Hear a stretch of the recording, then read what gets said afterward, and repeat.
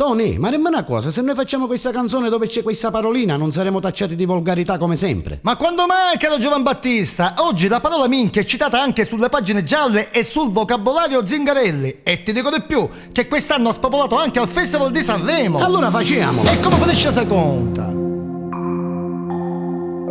10 comandi il Signore, un giorno a Mosè ci avvifilò. Insegna l'uomo a campare e fallo a mestiere, a mestiere! Rispetta il padre e la madre, il figlio e il nipote, o nanno. Rispetta moglie e parenti e o cainezziere. Settimo, non a rubare perché non è onesto.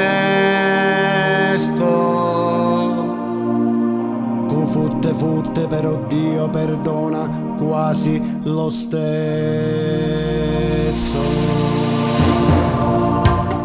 Si può dire, si può dire. Triste fidate, è scritto uno Zingarelli. Io leggevo pure il nostradario, allora Oreco. E vai!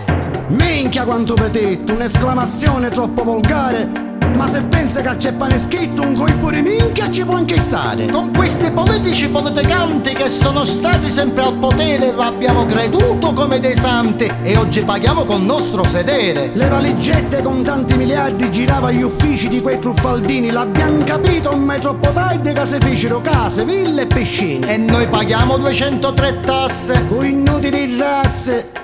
Minchia quanto petitta, arrivano sempre scadenze pari. Mettiamoci pure l'aumento d'affitto, telefono, acqua, luce, cambiale. La spesa al mercato la facciamo ogni tanto, due fili di pasta chi fa solo all'inglese. Ma i prezzi sono alti, scappiamo lo scanto e la carne la mangiamo una volta ogni mese. Non solo, ma adesso è vietato pure ammalarti. Se uno ha bisogno e va giù in farmacia, il medico assente non può visitarti e senza ricetta non nemmeno sarà via. E noi paghiamo 200 tasse. Ui, nota del razze!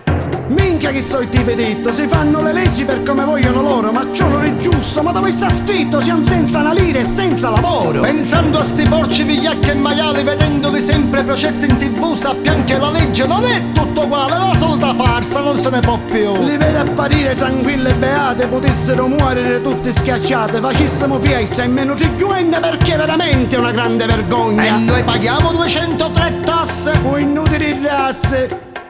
Minchia che so te petitto, i consigli dei vecchi vanno sempre ascoltati. I nostri padri l'avevano detto, con questo governo saranno consumati. Paghiamo di tutto, paghiamo contributi, la tassa alla casa e sulla salute. Aumenta pure la tassa sui rifiuti, però scala la pensione quando sono poi note. Pensando al futuro che abbiamo davanti, i corpi di minchia diventano tanti. Ma tu che mi dici, Giovanni? Forse è troppo pesante. Ma quale pesante, Tone? Vai avanti che l'avemo belle vonce tante.